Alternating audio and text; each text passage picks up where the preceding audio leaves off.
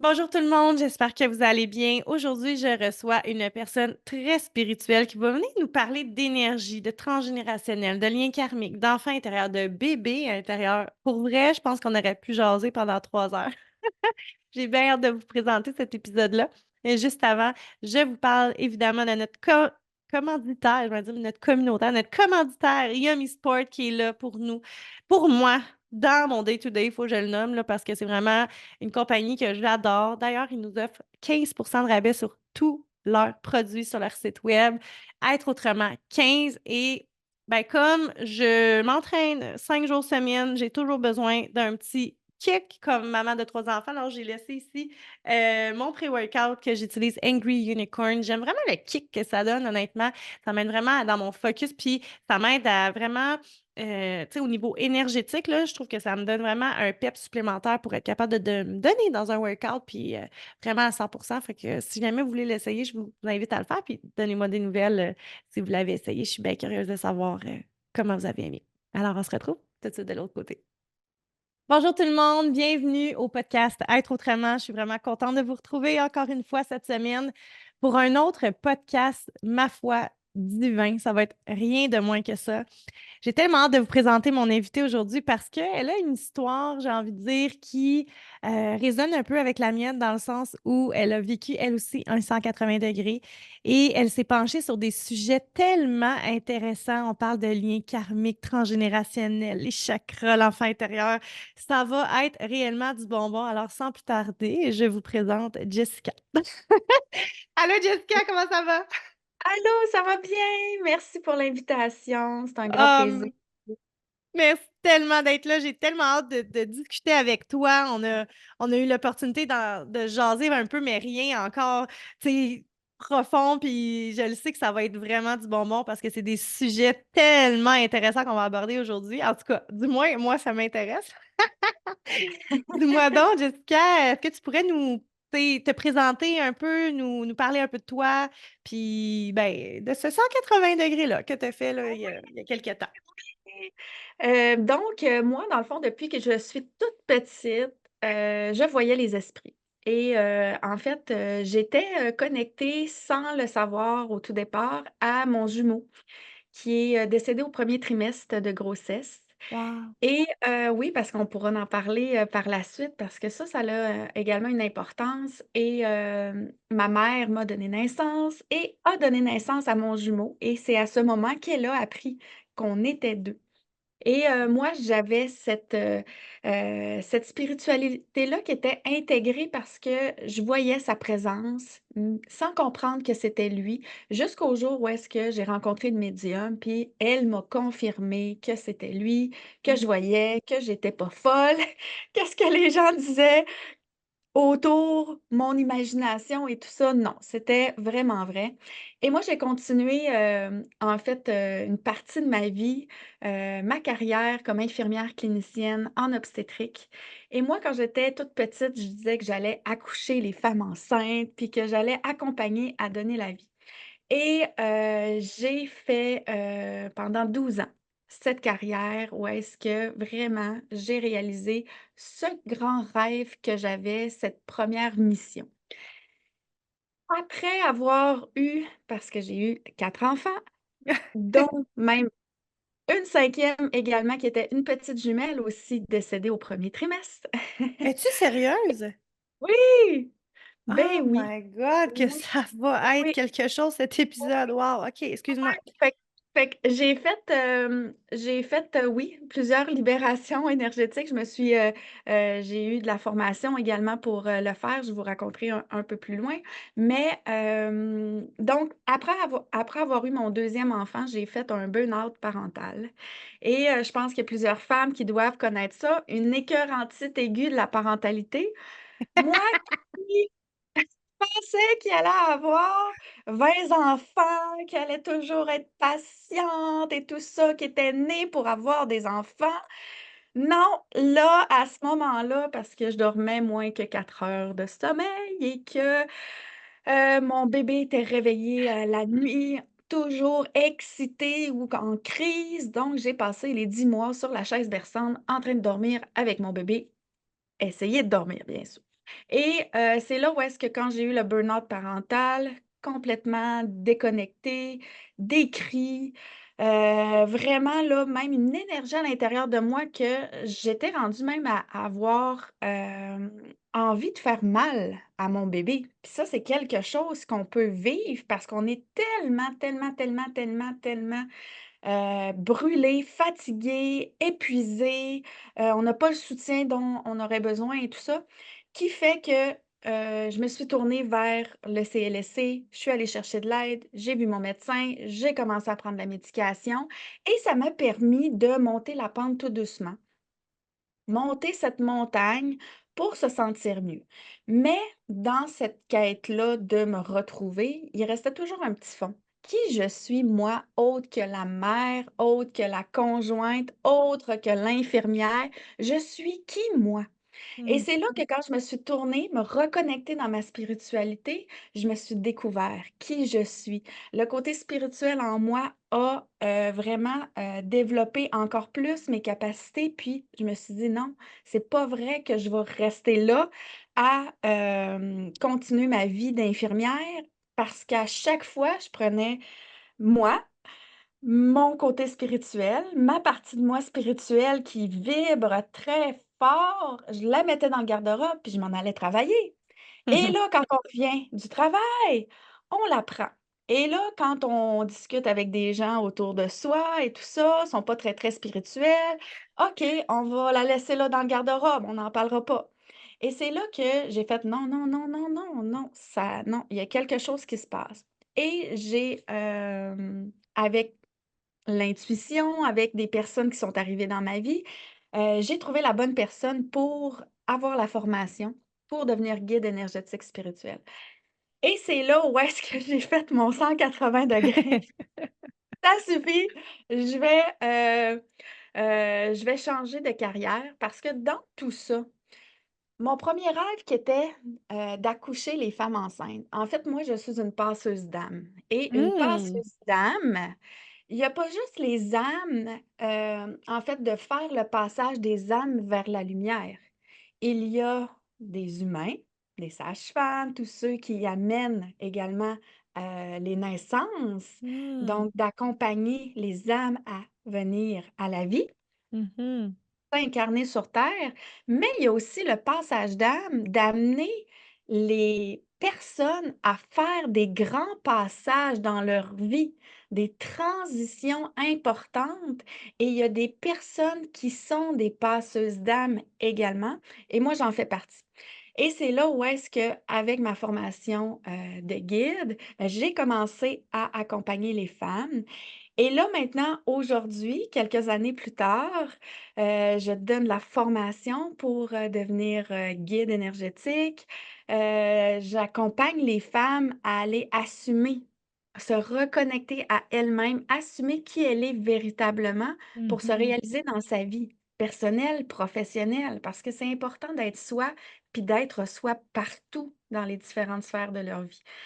Fait que c'est vraiment un grand, un grand passage que moi j'ai passé à travers et que plusieurs femmes également passent à travers, ces situations et ben, je suis là. Je Ben, suis là on est vraiment pour vraiment contente que tu sois là, puis je trouve ça d'autant plus intéressant quand on vient d'un domaine qui est plus médical, tu sais, puis de faire ce passage-là vers le côté qui est spirituel, en fait, parce que justement, on a un esprit qui est peut-être plus analytique, tu sais, il y a des études, puis il y a une ouais. raison en arrière de toute chose, puis bref, de faire un saut comme ça d'un côté spirituel, moi, je trouve ça vraiment fascinant, là, honnêtement. Puis, on dirait que j'ai une question qui m'a popé pendant que tu parlais du passage d'âme, tu sais, c'est comment est-ce que tu pourrais, tu sais, en parler un peu plus de ça, que, tu sais, que les gens qui écoutent, tu sais, il y en a que je sais qui vont comprendre ce que tu as dit, mais je sais aussi qu'il y en a qui n'auront peut-être pas compris, tu sais, c'est quoi concrètement, tu sais, pour toi, en tout cas, là, dans Ouais. ta définition à toi? Ben, dans le fond, comment ça fonctionne, si on regarde un peu l'incarnation de l'âme, puis l'âme qui vient s'incarner sur la terre, elle va avoir un plan de vie. elle va décider qu'est-ce qu'elle a besoin de vivre. C'est quoi sa mission de vie, ses différentes missions de vie, parce qu'on en a plusieurs, qu'elle doit réaliser, passer à travers pour s'accomplir, jusqu'à la fin de sa vie. Donc, elle doit réfléchir, si on regarde au niveau, humain, là, mais de l'âme, elle doit réfléchir: «OK, je vais avoir besoin de plusieurs personnes dans ma vie qui vont me faire vivre des Mhm. émotions, qui va me faire vivre des expériences, des traumas, parce que j'ai besoin de le transcender. Et si on regarde au niveau karmique, parce que karmique, on parle des incarnations passées, Mhm. des vies antérieures.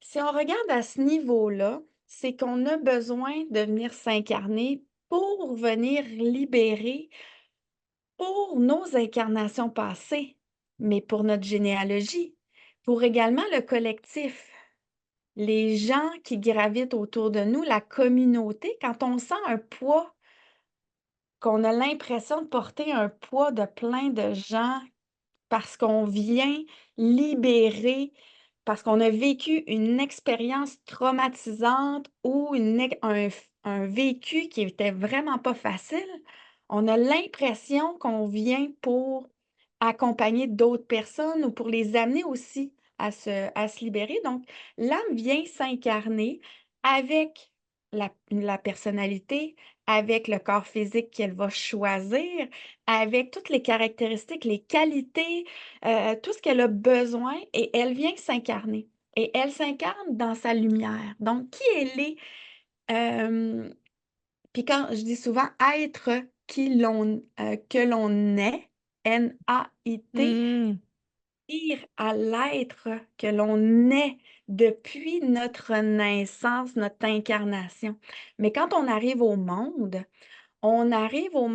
avec l'accumulation de tout l'émotionnel, le vécu que notre mère a vécu en lien Mhm. avec notre père, en lien avec les différentes personnes, et notre mère qui a vécu également, par exemple, d'autres grossesses avant.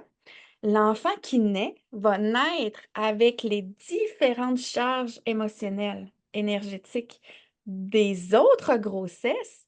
Et comme notre mère, elle a vécu également dans le ventre de sa mère dans le ventre de sa grand-mère, il y a l'accumulation de toutes les charges émotionnelles. Donc, l'âme, le bébé qui arrive au monde, il arrive au monde avec toute cette empreinte, ces Mhm. charges émotionnelles de toute sa lignée.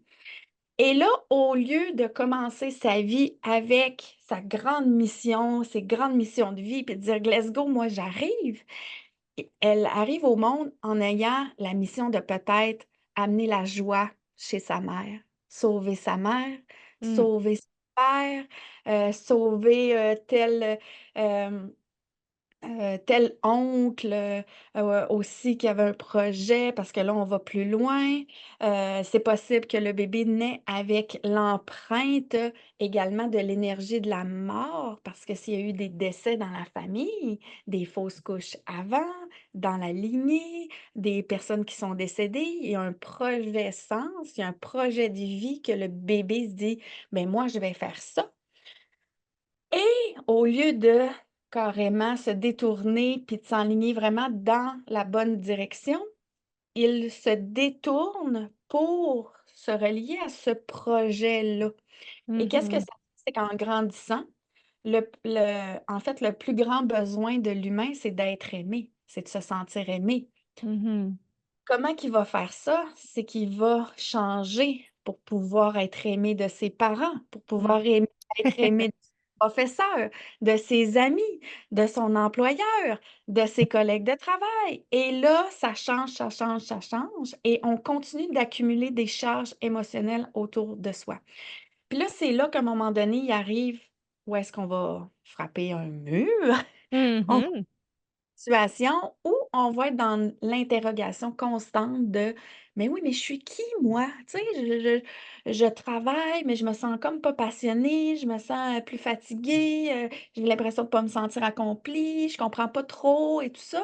Puis il y en a d'autres qui vont vivre vraiment une grosse situation, un deuil d'un parent, un deuil d'un enfant, un deuil d'un travail, ils vont faire un burn-out, ils vont faire une dépression, tu sais, il va arriver des événements majeurs et là, ça va le ramener puis, accident de travail aussi, les familles Mhm. Ouais, ouais.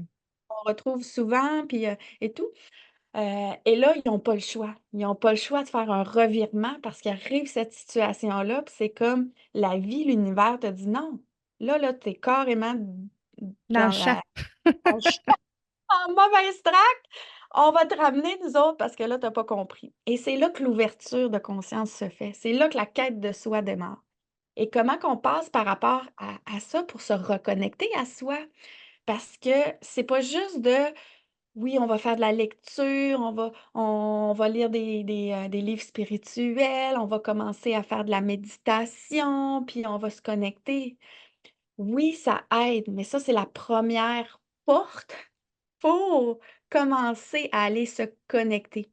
Mais on a toutes les charges émotionnelles qu'on a parlé tout à l'heure. Comment on fait pour les libérer? Comment on fait pour se sortir de tout ça? Bien, ça prend une personne qui est formée en énergie, qui est formée en libération transgénérationnelle, qui est formée en libération karmique. Moi, de mon côté, j'ai eu ma formation en énergie du sacré initial. Et le sacré initial, c'est quoi? C'est quoi l'énergie du sacré initial? C'est l'énergie au tout début de la création de l'humanité. Donc, OK, j'utilise l'énergie intéressant. tout début, oui, mais on n'entend pas beaucoup ça. Et c'est vraiment quand l'humanité, la terre, les végétaux, les êtres vivants, quand vraiment le monde a été créé, on était dans cette pureté d'amour. Mmh. Les humains étaient dans cette pureté d'amour. Il n'y avait pas de violence, il n'y avait pas de... Tout le monde était aligné, tout le monde suivait l'intuition. Donc, c'est une énergie qui est très, très, très, très, très pure Mmh. et j'utilise l'énergie de la source et à la différence de d'autres thérapeutes énergétiques qui vont canaliser l'énergie, qui vont transmettre l'énergie à travers leur propre canal, leurs mains, moi, j'utilise des outils énergétiques que j'active avec la parole et c'est la personne qui va faire sa libération énergétique. Donc, c'est elle, avec l'énergie du sacré initial, avec les outils énergétiques qui est mis à sa disposition, va vivre et va se faire la libération énergétique. Donc, au lieu que le thérapeute garde cette énergie et, on va dire, le plein pouvoir de guérir ou de libérer la personne, Mmh. mais là, c'est la personne qui va développer ses capacités, qui va développer ses dons, qui va ressentir à l'intérieur d'elle, qui va prendre confiance en sa capacité à se libérer, sa capacité à être elle. Parce que là, ensemble, c'est un partenariat cœur à cœur, main dans la main, et je la guide pour qu'elle se libère. Et on va s'en aller libérer la charge émotionnelle de sa naissance, la charge émotionnelle transgénérationnelle de sa lignée. On va s'en aller libérer la charge karmique de, les incarnations passées, le collectif, les familles d'âmes, la généalogie, des milliers, des millions de personnes. On va s'en aller faire de la libération énergétique pour les charges émotionnelles énergétiques du passé. Donc, tout ce qu'on a vécu dans notre passé pour ramener cette énergie de pardon en notre cœur. Parce que tout ce qu'on a vécu, on l'a vécu. Puis oui, il y a différentes méthodes et tout au niveau, de psychothérapie et tout ça. Puis, dans cette direction-là, l'énergie du sacré initial, on est vraiment dans l'énergie. On est dans, ben, j'accepte et je reconnais que, hey, j'ai vécu ça. Oui, j'ai vécu cette situation. Oui, j'ai vécu un viol. Oui, j'ai vécu un burn-out. Oui, j'ai vécu ça. Mais maintenant, c'est terminé. Je le porte à l'intérieur de moi, je l'ai dans mes cellules, je l'ai dans mon énergie. Ben merci, mais maintenant c'est assez et on libère et on se Mmh. amène cette énergie de pardon. Fait qu'il y a ça comment ça augmente la puissance parce que là, on s'en va vraiment dans les différentes couches d'énergie pour qu'on puisse atteindre le joyau intérieur qui est soi.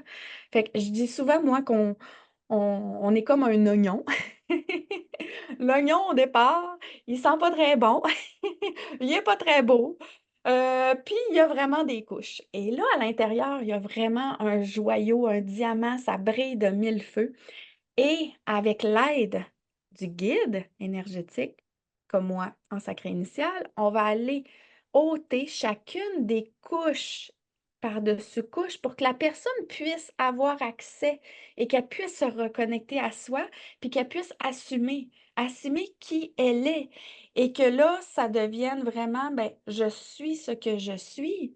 Et si tu n'es pas d'accord, c'est ton choix. Si ça fait pas partie de tes croyances, c'est ton choix. Mais moi, je suis moi et je ne changerai pas pour toi. Mais maintenant, je vais vivre connectée à ma spiritualité, je vais vivre connectée à mon intuition, je vais vivre connectée à moi et je vais vivre ma vie vraiment telle que je suis. Puis je vais réaliser mes rêves, je vais réaliser mes objectifs, je vais tout faire parce que on a une seule vie à vivre. Et demain, on ne connaît pas ça. On ne sait pas ce qui arrive demain.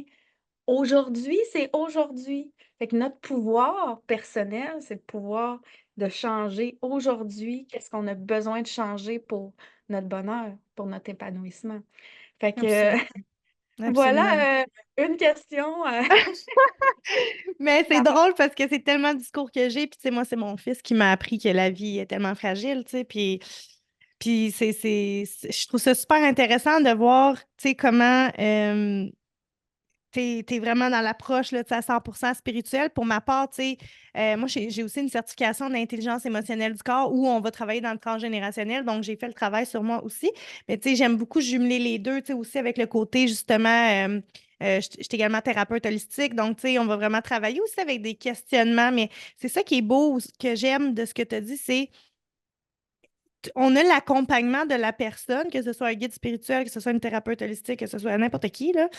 oui, Mais quand on a une approche qui est de seulement, en fait, je ne sais pas comment le nommer, mais c'est comme si je ne fais pas le travail pour mes clients. Je leur démontre comment le faire par eux-mêmes. Je leur démontre comment aller chercher leur propre pouvoir. Parce qu'au bout de la ligne, c'est soi. On le fait avec soi, le travail. Tu sais, les questionnements, oui, on a les questions de l'autre côté, mais l'introspection qu'on fait, c'est nous qui la faisons. Donc, c'est super beau qu'est-ce que tu as nommé. J'ai trouvé ça vraiment. J'ai comme le goût de faire du pouce là-dessus parce que c'est de faire réaliser aux gens à quel point on est puissant. vraiment, Tu sais. Puis, mais si on se pose pas de questions, on reste pris un peu comme des, tu sais, des robots, là. On rentre dans le rang de la société, puis on se déconnecte de tous nos sens, on se déconnecte de nos émotions, on se déconnecte de tout, en fait. Puis, moi, ça me frappe vraiment, là, énormément parce que je le vois, là, avec mes clientes, là, tu sais, puis ça me fait tellement de peine parce que j'ai déjà été là, mais de voir à quel point une simple question vient tellement déboussoler leur univers parce que, Colin, ils n'ont jamais pris le temps de se la poser, la question. Puis les réponses qui sortent de ça, c'est émotif, là. Tu sais, c'est à quel point on est déconnecté de notre cœur, puis de nous-mêmes, tu sais, en l'occurrence, parce que ça vient avec, là, tu sais. Je trouve vraiment. ça fou. Vraiment, puis cette puissance-là qu'on a en soi, tout le monde l'a. Puis tout le monde a cette force-là et un jour, il faut, arrêter d'être, la victime de la vie. Puis j'en parle parce que oui, moi aussi, j'ai été une victime de la vie un jour. Oui, il y a plein de femmes qui deviennent victimes de la vie parce que c'est vrai, quand on vit une situation qu'on n'a pas le contrôle, à un moment donné, on est complètement dépendant du résultat. Jusqu'au jour où est-ce qu'on se dit non. Là, j'ai le pouvoir de changer les choses. J'ai le pouvoir d'investir en moi pour m'en sortir. Et j'ai le pouvoir également d'être accompagnée parce que de faire un chemin seul, on peut y arriver, mais combien de temps ça va prendre? Est-ce que Exact. tu as envie de prendre ta vie au complet pour aller te retrouver, pour aller retrouver l'amour de soi? parce que ça, c'est une des plus grandes missions, retrouver l'amour de soi. Mmh. Alors, quand tu peux le faire en étant accompagné, quand tu dis, ben non, là, je suis responsable de ma vie, responsable de mon bonheur, et aujourd'hui, j'avance et j'investis en moi, j'investis en qui je suis, mais c'est le plus grand cadeau qu'on peut se faire.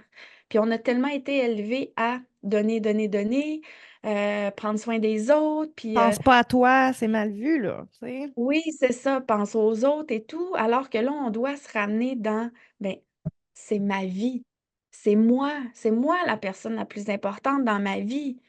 Puis on voit souvent l'exemple, quand on embarque dans un avion puis que, ils disent: «Ben là, s'il arrive quelque chose, tu mets ton masque à toi en premier avant de mettre le masque pour ton enfant, parce que ton enfant ne survivra pas si toi, tu ne survis pas. Alors ça prend occupe-toi de toi d'abord, puis ensuite tu vas pouvoir t'occuper des autres» et Mmh. c'est le même principe, c'est que là, il faut se reconnecter à soi, puis il faut se regarder, puis enlever la peur parce que oui, quand on fait le choix de s'investir puis de dire: «Gars, moi, je suis là pour me retrouver, je suis là pour me reconnecter à moi, j'ai des rêves, je suis là pour, vraiment là, c'est le temps, si je suis pas heureuse en couple, mais OK, on va passer au travers, puis j'ai des clientes qui vivaient de la violence conjugale, puis que, quand ils ont commencé, le programme, avec moi, ça a pris 2 rencontres et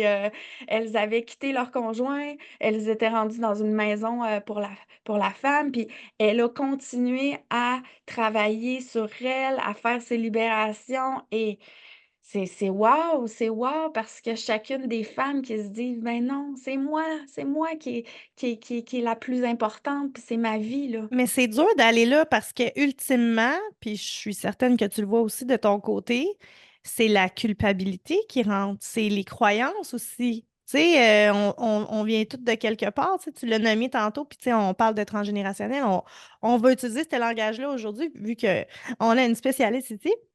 Mais, tu sais, on arrive ici, puis on répète des patterns, puis on se pose pas de questions. Donc, on est pris dans nos croyances, on est pris dans nos mémoires cellulaires, on est pris dans les peurs, puis dans cette culpabilité-là, parce que, Colin, tu sais, si je laisse mon chum, mais là, ma famille, là, je brise ma famille, je vais briser Ouais. mes enfants, puis on est Mmh là mh. dans cette genre de loupe infernale à se poser des questions qui, euh, oui, elles sont légitimes, ces questions-là. Oui, c'est normal, mais au bout de la ligne, si tu fais des choix pour toi, pour être heureuse, ben, tout le monde va être bien autour de toi aussi après. J'ai l'impression que c'est encore moins, mais encore quand même assez mal vu en 2024 de faire des choix pour soi. Tu sais, hey, t'as pas pensé à l'autre là, pendant que toi, tu fais tes affaires, là, puis eux, là, tu sais, Mmh. c'est toujours de penser à l'autre. Tu sais, on est encore dans cette genre de mentalité, genre religieuse, là, que Oui. moi, ça vient me chercher parce que, tu sais, même, j'ai envie de dire, on va juste utiliser le mot égoïste.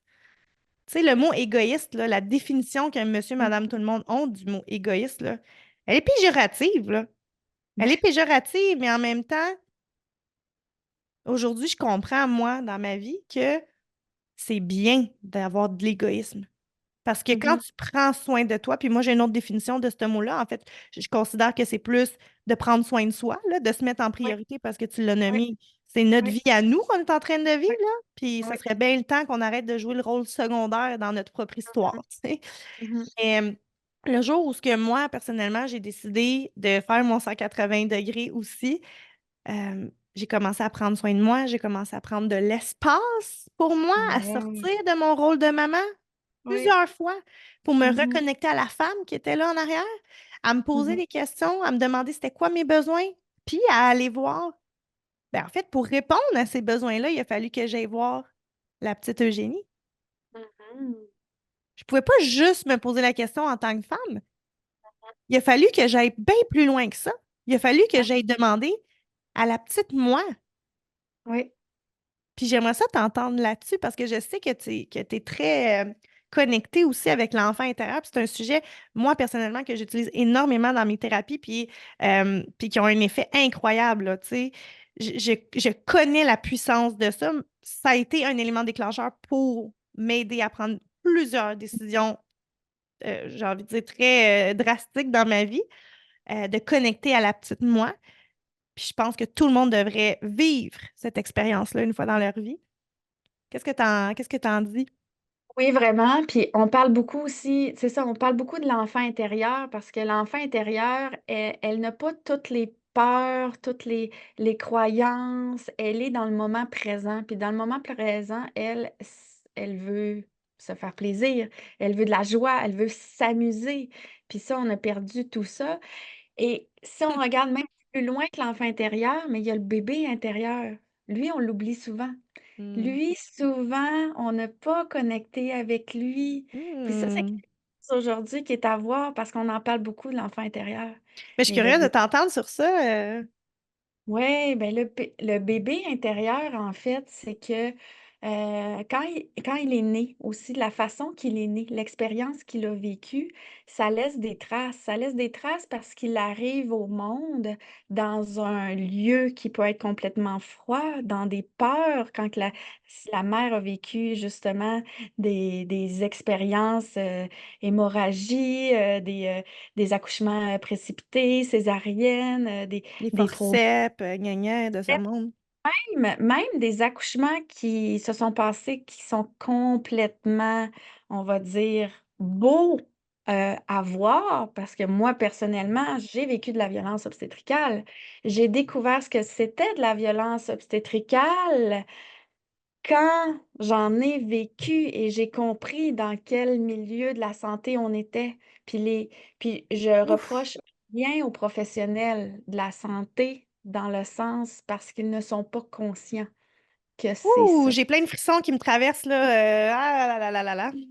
Et c'est là où est-ce que, quand j'ai vécu tout ça, parce qu'on disait, hein, j'avais fait un burn-out parental, mais à mon deuxième, j'ai vécu ces violences obstétricales à l'accouchement. J'ai vécu un accouchement naturel et tout ça. 3, 4 heures de travail, on se dit, ben, hein, écoute, c'est beau, pas de déchirure et tout.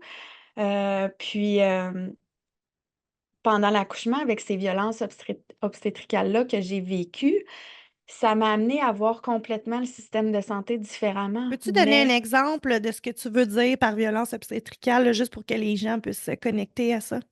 c'est dans le moment où est-ce qu'on est complètement vulnérable, on est en douleur parce que j'accouchais naturellement, le col se dilate et moi, j'avais un col qui était très, très, très, très mou. Écoute, il se dilatait tellement facilement avec les doigts. Donc le médecin allait voir pour examiner et appuyait sur le col pour mécaniquement faire dilater le col. Je pouvais pas être dans un état de dire mon consentement. C'était fait. Alors moi, ce que je Je sentais, comprends. c'était de me faire pénétrer par des doigts de professionnels, puis c'était complètement souffrant. J'ai travaillé après à me libérer de ça, à suivre aussi de l'accompagnement pour passer à travers ça. Et ça amène, dans le fond, le bébé qui naît. Et dans un autre, si je regarde dans un autre accouchement, où est-ce que je suis allée donner naissance dans une maison de naissance qui était complètement belle et c'était wow, j'ai donné naissance dans l'eau, c'était mon rêve de donner naissance dans l'eau. Mais pour moi, j'ai vécu un traumatisme parce qu'à chaque fois ensuite que je prenais un bain, je me revoyais accoucher. Alors que l'accouchement Hmm. a été tellement, mais tellement, tellement beau, parfait. Si on regarde la scène, on se dit, ben, écoute, c'est le plus bel accouchement du monde. Alors qu'intérieurement, c'était ça. Alors l'enfant qui naît avec la peur du parent, la peur qu'il veut plus donner naissance, Hmm. naît avec cette énergie-là.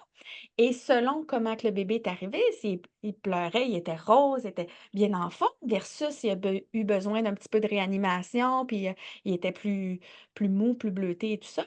Mais ce bébé intérieur-là, il a besoin d'amour. Il a besoin de lui dire, ben écoute, dans la vie, tu es arrivé au monde, ça n'a pas été facile ton arrivée. Tu as peut-être pensé que ça allait être un monde que tu allais vivre plein, plein, plein d'embûches, mais maintenant, c'est le temps de revivre, puis de respirer, puis de vraiment l'aimer, ce bébé intérieur-là, parce Mmh. qu'il représente la pureté, il représente la joie, il représente la vulnérabilité. Fait qu'on doit être connecté à l'enfant intérieur, oui, mais au bébé qui est là. J'adore ça. Tu vois, moi, je le Les travaille, ça, mais dans le transgénérationnel au niveau du projet Sens, tu sais. ouais, Mais je serais vraiment ouais, curieuse de créer une genre de méditation sur le bébé intérieur. Oh, c'est vraiment intéressant c'est ce que tu racontes.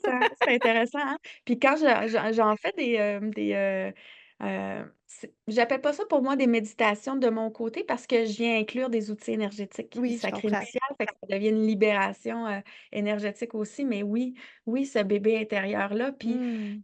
quand ce bébé notre mère en a pris soin, puis dans l'énergie, l'âme également qui est là, elle prend soin de ce bébé-là toute sa vie parce que c'est le rôle.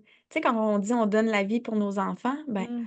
toute notre vie, qu'on ait aimé, qu'on ait fait vivre des expériences traumatisantes à ses enfants, on le porte, ce bébé-là. Mais c'est important de venir L se le faire redonner à soi pour venir l'intégrer en soi. Fait qu'il y a vraiment ces passages-là qui sont là, puis à même cette naissance. Fait que c'est Vraiment extraordinaire. intéressant, j'adore, j'adore tout ce qui est spirituel là, on se connaît pas beaucoup, mais ma maman est médium. Fait que Ouais, j'ai grandi dans une famille assez ouverte d'esprit, si je peux dire ça comme ça. oui, oui, Puis, c'est vraiment, ouais, je suis vraiment intéressée. Je suis curieuse de savoir, peut-être une histoire que tu as vécue avec un client, là, évidemment, sans donner de détails personnels, mais qui, pour toi, a été, une illumination ou en tout cas, un moment où ce que ouais, tu t'es dit: «Hey, je suis tellement contente d'avoir choisi ce chemin de vie-là, là. Tu sais, je suis ouais, tellement alignée sur mon ouais. X en ce moment», tu sais? Oui, ça a été, j'ai une cliente qui, elle était, éducatrice, à sa garderie en milieu familial et elle avait un côté spirituel. Elle avait eu des parents aussi qui avaient, le côté spirituel, mais aussi de la sorcellerie, de la magie. Mmh. C'était pas toujours, rose, également et on a fait un accompagnement ensemble où est-ce que je l'ai amenée à se reconnecter à elle, à libérer ses différentes charges émotionnelles pour vraiment aller chercher cette liberté d'être soi. Et pendant qu'elle suivait le parcours, elle s'est dit: «Non». Elle s'est dit: «Là, il y a quelque chose d'encore plus grand». Elle, elle avait, fait, je pense, sa première formation Reiki niveau 1, quelque chose comme ça. Fait que parallèlement, elle a décidé de continuer et Mmh. elle a fermé son milieu de garde pour ouvrir son entreprise également. Parce qu'elle sentait l'appel de: «Non, je suis moi, puis oui, j'adore les enfants et tout, mais je veux aller beaucoup plus loin». Puis c'est ça la connexion parce que c'est pas juste dans le tr dans le personnel, dans le travail, c'est important d'être connecté à soi.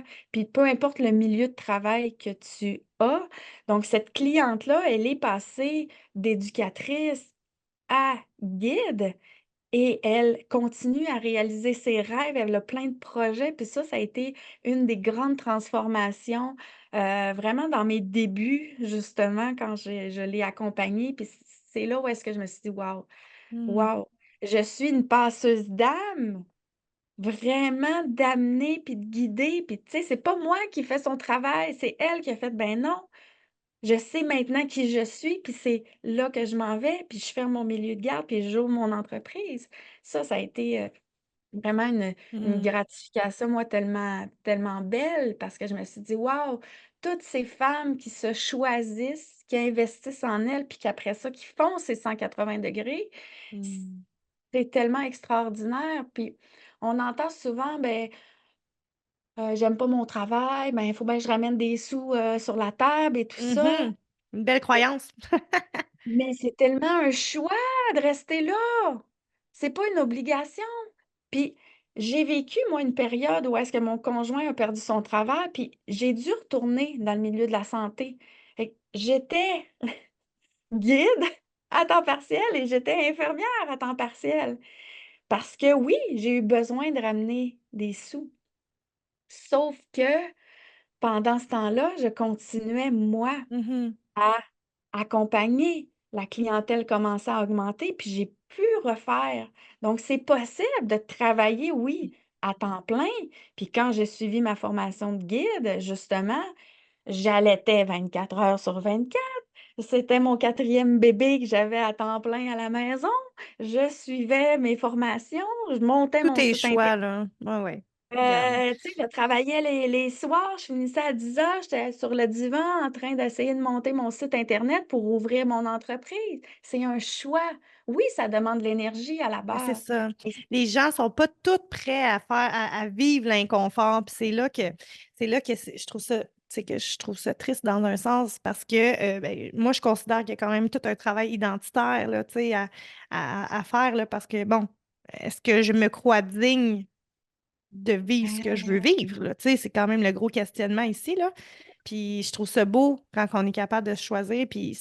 Ce n'est pas un chemin facile, sinon tout le monde l'emprunterait, tu sais.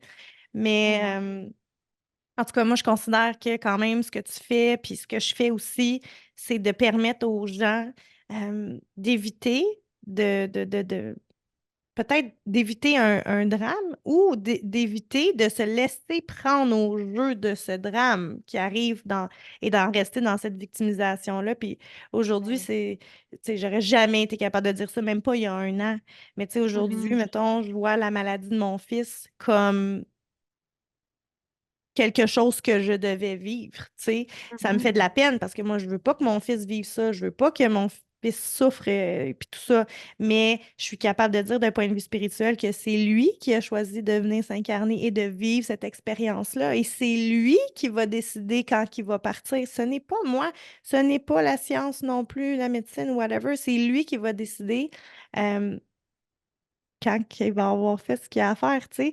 Puis pour en arriver là, pour en arriver à une certaine résilience, j'ai envie de dire spirituelle, parce que euh, je Ben, sais pas. concrètement, tu peux en vivre des émotions, tu sais. Ben Oui, oui, on est là, puis, tu sais, oui, ton oui, fils, nos enfants, ils nous choisissent parce qu'on est absolument. parfait pour eux.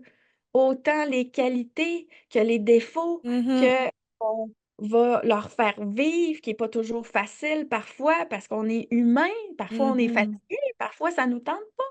Parfois, exact. ils vont manger du Kraft Dinner pour souper, puis ils sont nourris. La journée d'après, tu sais, on est vraiment dans écoute, ils nous ont choisis pour qui on est, puis c'est important de leur rappeler aussi de dire: «Ben, écoute, tu es peut-être pas d'accord avec moi, hein, moi je suis là pour te poser un cadre, des directions, des limites et tout, mais tu m'as choisi». Fait que moi, je suis très je suis très heureuse et toi, tu dois prendre conscience également que, ben, là, maintenant, on avance ensemble dans tout ça. Fait que Ouais. c'est ça, c'est l'acceptation de qui on est, mais de la mère exceptionnelle que l'on est pour nos enfants aussi. Ben oui, puis j'ai l'impression, en tout cas moi, à travers mes lunettes à moi, ce que j'ai décidé de croire, c'est que sans développer une certaine approche spirituelle,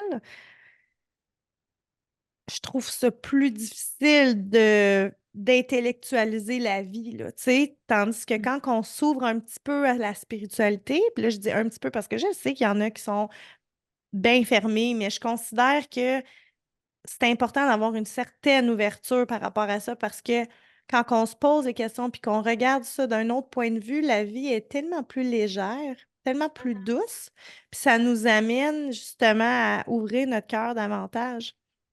Je suis curieuse Ouais, que tu me racontes là, en terminant tu sais, ton histoire justement de. Ben, en fait, tu as vécu clairement un schéma transgénérationnel en ayant toi également des jumeaux avec un petit bébé un petit ange qui est reparti en haut. ouais, Comment tu es déjà dans un processus spirituel, là, fait que tu vois clairement qu'est-ce qui arrive.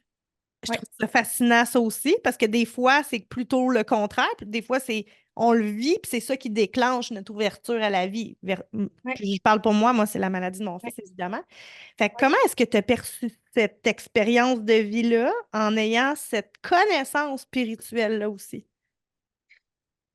Quand j'étais enfant, je me suis tout le temps posé la question: «Pourquoi moi?» Oui. Mais c'était pas pourquoi moi que cette ouverture, parce que moi, à la base, je me suis fait intimider, je me suis fait rabaisser, je me suis fait critiquer. J'étais la fille qui était hyper performante, qui avait des 90 et plus, qui devait performer parce qu'il devait réussir et tout ça. Et je vivais à maintes reprises plein d'expériences qui étaient pas faciles, où est-ce que je me disais: «Ben, pourquoi tout le temps moi? Pourquoi c'est moi?» Et c'est plus tard que j'ai compris le rôle que j'allais avoir à jouer.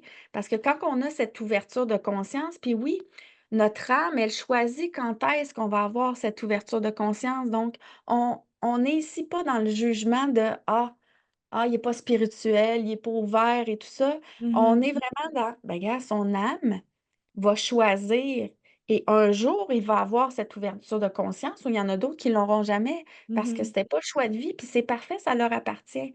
Mmh. Mais quand on est dans cette ouverture de conscience, à un moment donné, on fait comme, ben, OK, c'est pour ça que moi, j'ai toutes vécu ces expériences-là. Donc, toutes les femmes qui ont vécu plein d'expériences qui n'étaient pas faciles, puis qui ont cette ouverture de conscience, qui ont ce côté spirituel, c'est qu'il y a une mission qui est encore plus grande que ce qu'il fait là, présentement. Mmh. Puis l'identité véritable, elle n'est pas très loin. Parce que l'ouverture de conscience est là, puis elles Mmh. doivent aller se reconnecter à ça, puis faut juste regarder, imaginer, tu sais, si on regarde là dans tout ça là, tout est possible. Tu es dans ton travail, tu es dans cette passion, mais tellement extraordinaire, puis tu communiques avec les gens, puis de parler de n'importe quel sujet. Tu as même pas besoin de porter un masque, tu as même pas besoin de mettre quelque chose pour faire les apparences. Tu accompagnes exactement, vraiment cette clientèle de cœur qui est alignée avec toi. Tu Mmh. sais, tu as cette ouverture, cette spiritualité qui est pas très loin, parce que là, on la place de temps en temps dans le garde-robe, puis on va la chercher, mais l'intégrer pleinement, puis à notre degré aussi. Parce que Oui, oui, oui. ça reste que dans toutes les sphères, oui, la médecine, oui, la science, oui, le psychosocial, oui, le terre à terre, oui, le spirituel, tout est important. Mais c'est de l'allier puis de l'amener vraiment dans cet alignement pour que tout puisse bien, s'imbriquer là, Ouais, ou s'harmoniser, ouais, j'avais harmonisé, s'harmoniser. ouais. Ouais, donc il y a tout cet aspect-là. Fait que pour moi, ça a été vraiment, une Mmh. évolution de spiritualité parce qu'au départ, quand tu es enfant, quand tu es bébé, puis que tu as des dons, tu as des capacités, tu comprends pas. Ben non. Tu Surtout si comprends tu pas pas. des parents, tu sais, qui ont une ouverture à ça ou qui connaissent ça, Effectivement. un moindre. Effectivement, effectivement, puis quelqu'un qui a fait, tu sais, des mamans qui ont fait des fausses couches et tout, qui ont d'autres enfants, mais des fois, l'enfant va porter vraiment l'énergie de pourquoi c'est moi qui est vivant. Je Mmh. pense que c'est ça dans les jumeaux jumelles dont un est parti à la naissance ou même avant. Celui qui reste, moi, je disais que j'avais pris toute la place, tu sais, dans le fond. Mmh. Je lui avais rien laissé. Donc, Mmh. je restais avec cette marque que j'avais tué mon jumeau, que c'était moi qui avais pris toute la place. Alors, tu Wow. restes avec une culpabilité consciente et inconsciente, parce qu'au début, c'est inconscient, ou tu te cherches parce que la plus grande expérience que tu as vécue, c'est l'abandon de ton frère, de ta Ouais, sœur. ouais. Puis des fois, tu le sais pas Puis le parce que la ressenti de la mère aussi, là, tu sais, oui, peut-être. c'est ça. Ouais. Mais des fois, tu le sais, tu l'apprends plus tard parce que Mmh. justement, la maman, elle a eu des saignements en début de grossesse. Ils ont vu un bébé, mais finalement, il était 2. Et là, l'enfant qui se questionne, qui est tout le temps un peu dans une énergie là, qui est pas très le fun parce qu'il vit beaucoup d'émotions, puis tu as l'impression qu'il est comme plus malheureux qu'un autre enfant, puis Mmh. il se questionne parce que ça se parle, là, le syndrome du jumeau perdu et tout Ben ça, oui, là, il y a ben oui. des récits aussi, là-dessus, fait que Ça vient Mmh. vraiment, vraiment, vraiment affecter, mais quand tu te reconnectes à ça, quand, tu t'ouvres puis que là, tu te dis: «Ben, gars, on va y aller dans un univers, dans une sphère vraiment de l'âme, énergétique, spirituelle, dans une conscience, qui est différente du pratico-pratique concret qui est Mmh. là». Ben, il y a bien des choses qui se produit puis, donc voilà. Penses-tu que le fait que toi, tu revives ce schéma-là t'a aidé à guérir une partie de toi qui était peut-être pas guérie?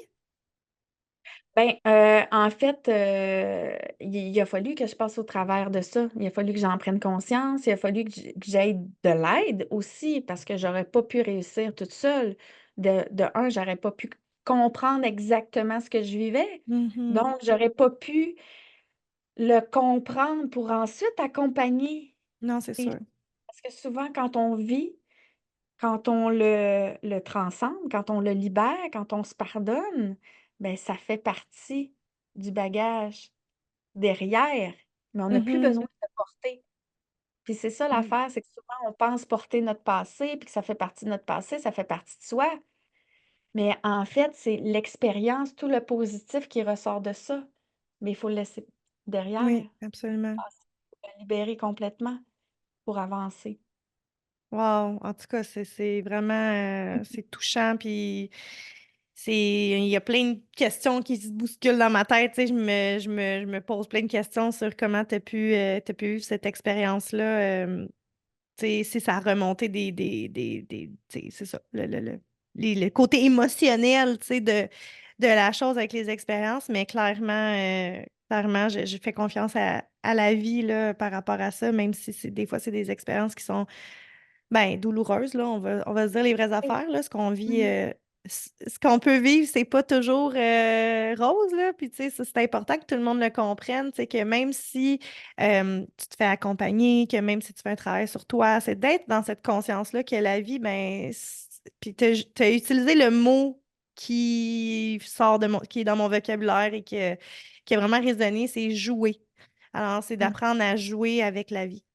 D'apprendre Ouais, à voir ce qui est là, ce qu'on vit, ouais. puis, ben, c'est tes cartes pour le jeu. Tu sais, c'est de vraiment voir la vie comme un jeu. Moi, c'est comme ça que j'ai décidé de le voir après avoir fait ce 180 degrés-là, après avoir reviré la maladie de mon fils de tous les bords, tous les côtés. J'ai vraiment été confrontée à ce choix-là qu'on parle depuis tantôt, c'est est-ce que je reste dans cette victimisation-là? Puis je suis malheureuse toute ma vie, puis je sais pas qu'est-ce qui va se passer, puis clairement, c'est pas beau. Ou bien je décide de voir la vie autrement, Mmh. puis je Vraiment. décide de prendre ça, puis d'amener cette résilience, cette douceur, cet amour-là, et de vivre dans le moment présent, tu sais? Vraiment. Vraiment, vraiment, puis c'est ça qui fait la différence, vraiment de faire ce switch-là. C'est vraiment un switch, hein, c'est à un Mmh, moment donné, c'est du jour au lendemain, on fait: «Gars, là, c'est assez. exact. C'est Ah! assez», ça change tout. Ben oui. Ce switch-là, c'est là qu'il faut agir, maintenant. Puis une fois qu'on agit, après, là, il y a les peurs qui arrivent puis qui font: «Ah!» Puis là, tu te dis: «Hey, là, j'aurais est-ce que c'est la bonne décision? Est-ce que» mais à l'intérieur, faut que tu continues, faut que tu continues. Ben Oui, ça oui. sera pas facile, mais tu as pas le choix, continue parce que ce qui est l'autre bord va être tellement expansif, tellement extraordinaire, que tellement tellement beau, Mmh. mais vas-y. Mmh. J'y crois. J'y crois tellement. Merci, Jessica, d'être venue sur le podcast Être autrement. Je suis tellement contente que tu aies partagé ton expérience. Est-ce que tu aurais un petit mot, une petite phrase que tu aimes nommer, que tu sais qui inspire les gens? Parce que clairement, ici, les auditeurs, les auditrices qui sont là, qui écoutent le podcast, c'est des gens qui ont soif de changement, qui savent pas toujours comment se prendre, mais qui ont envie d'évoluer. Fait que t'aurais-tu un petit mot de la fin? Le premier mot qui est monté, c'est «choisis-toi» et par la suite, ne te juge pas. Parce que souvent, on regarde les autres et on a l'impression qu'ils nous jugent, mais souvent, c'est soi. On se juge soi-même. Mmh. Donc, ne te juge pas, choisis-toi, puis vas-y. Vas-y, vas-y, vas-y. Fonce! Pense. Ouais. Merci Jessica, merci tellement. Et tout le monde, si vous avez aimé l'épisode, je vous invite évidemment à le partager sur vos réseaux sociaux. Vous pouvez taguer Être autrement. Jessica, est-ce que tu as un Instagram? Oui, j'ai un Instagram, mais il est pas très, très productif. Mais j'ai une belle communauté, par exemple, qui s'appelle Les Femmes spirituelles sur Facebook également. Puis, je vais avoir une belle formation gratuite du 30 au 5 octobre qui s'appelle Identité véritable, la voie vers ton épanouissement. Fait qu'il va y avoir Hmm. 5 merveilleuses masterclass, puis ce sera possible là, également de s'inscrire là, pour Ah, bon, ben, je vais mettre ça dans participer. les Puis, liens de l'épisode, assurément, si vous voulez contacter Jessica pour une consultation ou peu importe, mais en tout cas, définitivement, aller participer à sa masterclass, là, c'est vraiment, c'est super, ça, c'est une belle générosité. Je te remercie tellement, tellement, puis écoute, on se rejase, nous, de l'autre côté, puis sinon, ben, on vous souhaite une belle semaine à tout le monde et on se voit la semaine prochaine. Merci. un grand merci. Bye bye.